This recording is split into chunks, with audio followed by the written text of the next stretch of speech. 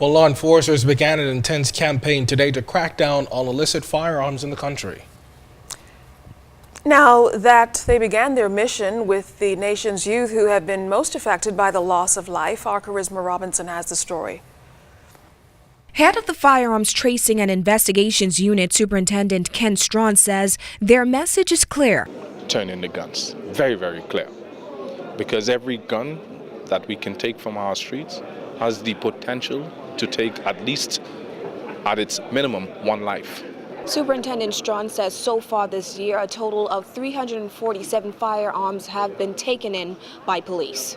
Since taking charge of the Firearms Tracing and Investigation Unit on the 5th of September, we can account for 115 firearms within the last 2 months. I believe that is a good success story. And Superintendent Strawn and his team are hoping that this campaign, which targets young people, will help with the continued fight against the ownership of illicit firearms. We want to engage them, seek their advice in some cases, because they do have information that can certainly help us to bring an end to the untold amount of items out there on our streets. Talks at Aquinas College were particularly important today as the majority of students there raised their hands when asked if they had ever seen or held a weapon.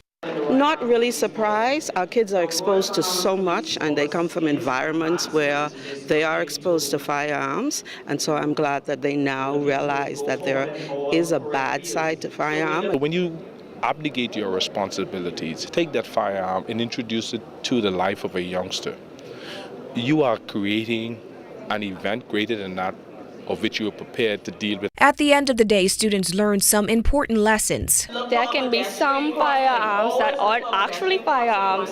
They pretend like BB guns, and some tools used in construction, and that even though they're not actually firearms, they are still illegal and you could be sentenced to jail for it. The important thing I learned today was that how important it is to work alongside the police to get illegal firearms off the street. I understand that the amount of firearms could save a lot of lives. We need to keep our Bahamas safe for tourists, safer for our students to live in, safer for everyone. Now, Superintendent Strawn and his team will be taking this campaign to the various schools on New Providence. They're hoping that it will help with their efforts in clamping down on this vexing issue. Charisma Robinson, ZNS Network News.